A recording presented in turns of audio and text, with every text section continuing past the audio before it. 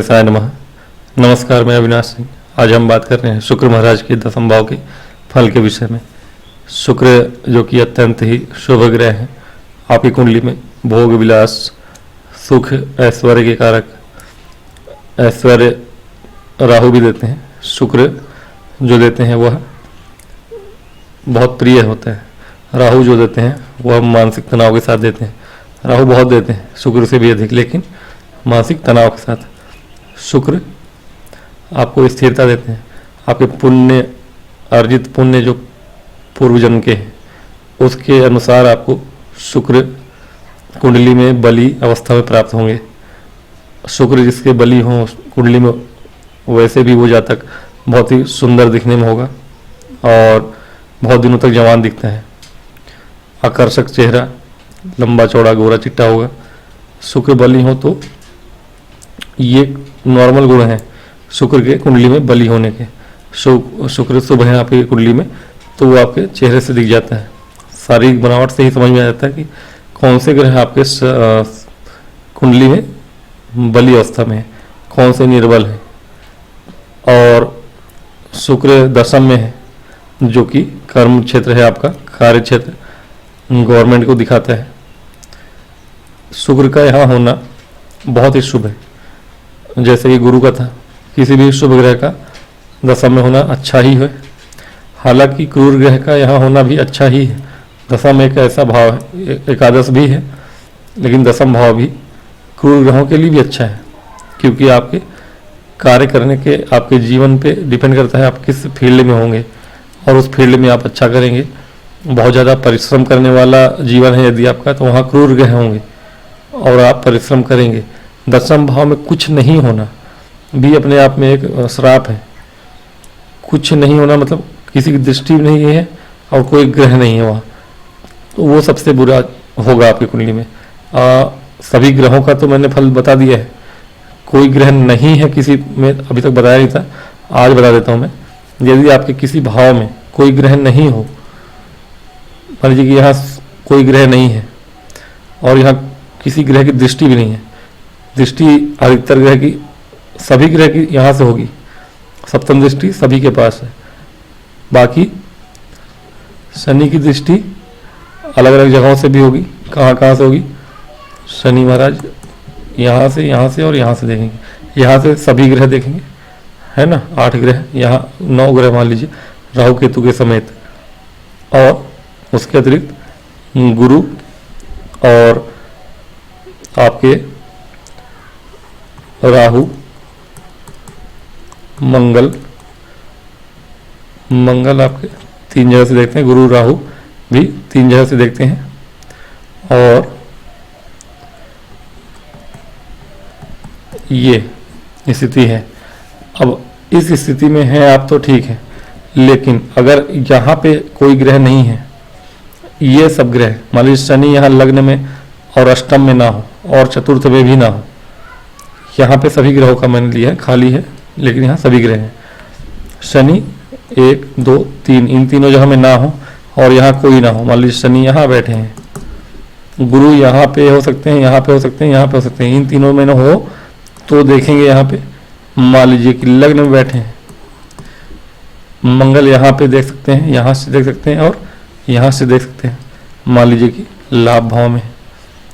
अब राहु मान लीजिए कि यहाँ पे है, राहु यहाँ है तो केतु यहाँ होंगे ऑब्वियसली। अब कौन बचा? कोई नहीं बचा, यानी ना इस ग्रह घर में कोई है और ना ही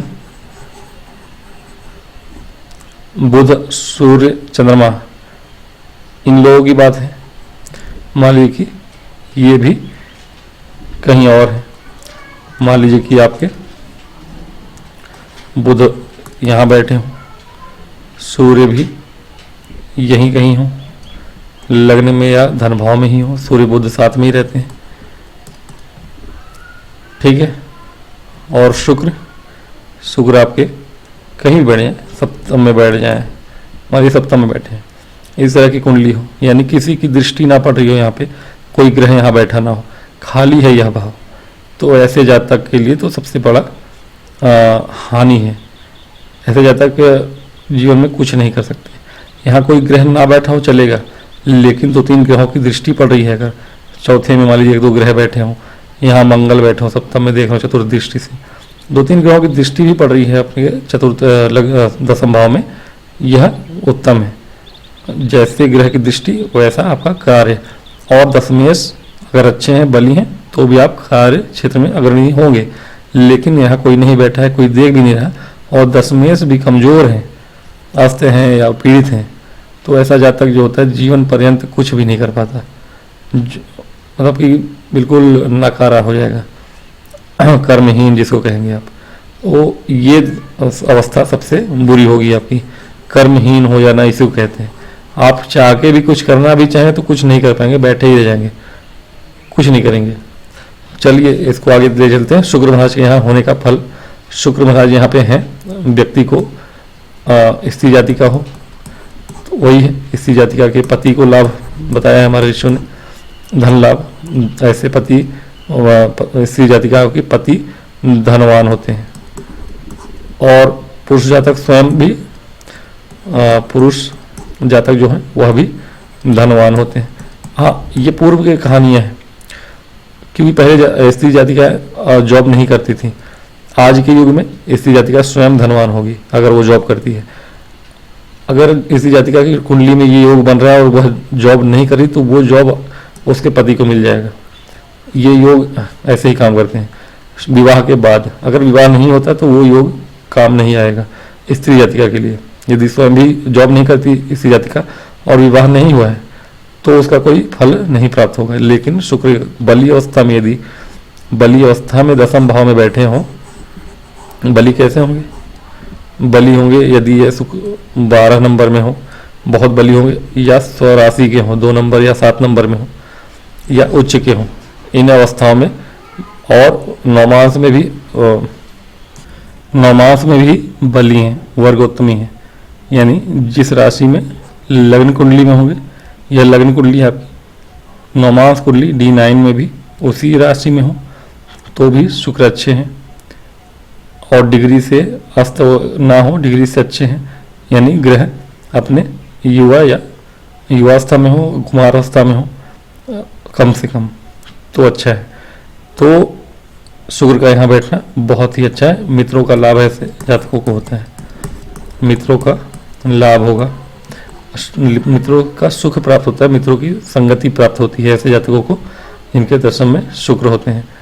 सरकार से लाभ होता है, उच्च पद प्राप्त होते हैं, ऐसे जातकों को भी उच्च पद प्राप्त होते हैं जैसे गुरु के स्थिति में है।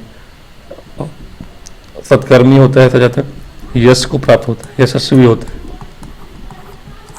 यशस्वी होगा। और चूंकि शुक्र महाराज की एक ही दृष्टि है, सप्तम दृष्टि, शुक्र की सप्तम दृष्टि आपके सुख भाव पे है। ऐसे जातक की माता बहुत ही सदाचारी और बहुत ही पवित्र आचरण करने वाली और माता का सुख प्राप्त करने वाला जातक होगा। माता की आयु भी लंबी होगी, दीर्घायु होगी उनकी माता का सुख प्राप्त होता है ऐसे जातक को या जातिकाओं को। भूमि वन वाहन भी प्राप्त होते हैं बड़ी मात्रा में, प्रचुर मात्रा में जातक धनवान होता है। जैसा कि मैंने बताया शुक्र धन के कारक हैं गुरु की ही तरह, तो धनवान तो होगा ही। ठीक है, यदि धनेश होकर बैठे हैं, हालांकि धनेश होकर शुक्र यहाँ बैठे, किस स्थिति में बैठेंगे? यदि आपका यह कन्या लग्न है तो यहाँ 7 नंबर लिखा होगा, अथवा आप मेष लग्न के ही हैं तो मेष लग्न में हालांकि शुक्र यहाँ मारक होंगे, प्रबल मारक होंगे, क्योंकि द्वितीय और सप्तम दोनों के ही स्वामी हैं। दोनों के ही स्वामी बन के अगर प्रबल मारक की स्थिति में यहाँ पे बैठे हैं तो आपके लिए शुक्र थोड़े, यदि शुभ ग्रह से और देखे जाते हो तो अच्छा है, लेकिन यदि पीड़ित हैं तो दिक्कत है। कार्य क्षेत्र में सारी परेशानियां फिर अपोजिट है, मित्रों से लाभ नहीं मिलेगा आपको, हानि ही प्राप्त होगी, मित्रों से धोखा मिलेगा आपको, वो सारी चीज़ें बदल जाती हैं फिर। लेकिन शुक्र यदि उच्च के, मान लीजिए कन्या लग्न है, 6 नंबर से यहाँ गिनती शुरू हो रही, 7 नंबर यहाँ लिखा है तो, और यहाँ 12 नंबर होगा, तो कहीं ना कहीं आपके लाभ धनेश होंगे। और धनेश होके अगर कार्य क्षेत्र में कर्म भाव में बैठे तो आपको असीमित धन को प्राप्त होगा आपको, क्योंकि कार्य क्षेत्र में आप अच्छा करेंगे और धन कमाएंगे। वह और शुभ ग्रहों की दृष्टि है तो और भी अच्छा है। भूमि भवन वाहन की प्राप्ति, माता से सुख, जैसे मैंने बताया भूमि का सुख आपको प्राप्त होगा। और विशेष रूप से ऐसे जातक को कहीं ना कहीं अगर कार्य क्षेत्र में सप्तमेश पंचमेश होके बैठे हैं शुक्र महाराज, पंचम में 2 नंबर लिखा हो या 7 नंबर लिखा हो, तो ऐसे जातक बहुत ही विद्वान होते हैं, विद्वान होते हैं कहीं ना कहीं। हाँ, यहाँ अगर द्वितीयेश भी हैं तो विद्वान होंगे, कहीं ना कहीं संगीत के क्षेत्र से जुड़े होंगे, गायन के क्षेत्र से जुड़े होंगे या संगीत, शास्त्रीय संगीत से जुड़े होंगे और इनका आवाज़ अच्छा होता है, वाणी अच्छी होती है, गायक अच्छे बनते हैं ऐसे जातक। अगर द्वितीयेश हो शुक्र और कार्य क्षेत्र में बैठे हैं तो बहुत उम्मीद है ऐसे, अगर वर्गोत्तमी है या नवमांश में भी अच्छे स्थिति में है शुक्र, तो ऐसे जातक गायक बनते हैं। ठीक है, वाणी से धन का उनका जुड़ाव होता है, वाणी से वो धन कमाते हैं, अर्जित करते हैं, ये भी चीज़ है।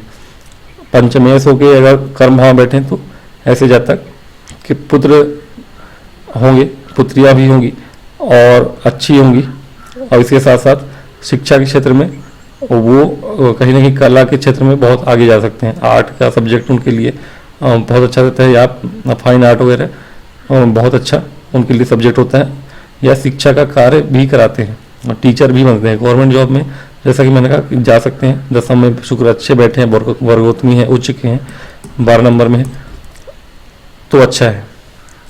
ठीक है, कहीं ना कहीं अगर तुला लगने यहाँ तुला राशि यहाँ पर पंचम बनी है, 7, 8, 9, 10, 11, 12 उच्च के यहाँ शुक्र बैठे हैं, पंचमेश हो गए, बहुत हद तक आपको संभावनाएं है कि आप टीचर होंगे, या और टीचर भी कैसे, फाइन आर्ट वगैरह के टीचर हो सकते हैं, कला के क्षेत्र के टीचर हो सकते हैं, संगीत के टीचर हो सकते हैं। बहुत हद तक वाणी से ही आपका धनोपार्जन होगा, ये बात तय मानिए आप। तो शुक्र महाराज का दशम में होना सब तरह से शुभ ही माना गया है। इसके अतिरिक्त और कुछ बताना नहीं है। हाँ, पीड़ित ना हो, शुक्र पीड़ित बहुत जल्दी होते हैं, चंद्रमा की तरह शुक्र भी, हालांकि सूर्य के साथ ही होते हैं, सूर्य के साथ भी शुक्र हो अस्त हो जाते हैं बहुत जल्दी, तो भी अगर उनकी डिग्री अच्छी है तो दिक्कत नहीं। अगर अस्त भी हैं, आमतौर पे शुक्र प्रभाव दिखाते हैं, शुक्र आपके प्रभाव दिखाते हैं। अगर सूर्य के साथ भी हैं लेकिन डिग्री में बहुत नीचे नहीं है तो अच्छा प्रभाव दिखाते हैं। ठीक है, बस आपको देखना है कि शुक्र की स्थिति क्या है। आपकी कुंडली में यदि दसम भाव में शुक्र हैं, उनकी स्थिति देख लीजिए कि अंश बल से अच्छे हैं, किस भाव के स्वामी हैं, ये सारी चीज़ें देखने के बाद तय करिए कि शुक्र आपके कैसे हैं आपकी कुंडली में। अगर अच्छी स्थिति में दसम भाव में बैठे हैं तो हम बहुत ही अच्छे ये आपके लिए योग बनाएंगे। तो आज की वीडियो में मैं इतना ही बोलूँगा, मिलूँगा नेक्स्ट वीडियो में। तब तक के लिए निवेदन करूँगा कि आप लाइक करें, सब्सक्राइब करें। वीडियो पसंद आए तो, जरूरी नहीं है, लेकिन हाँ पसंद आए तो करिए। ओम नमः। नमस्कार।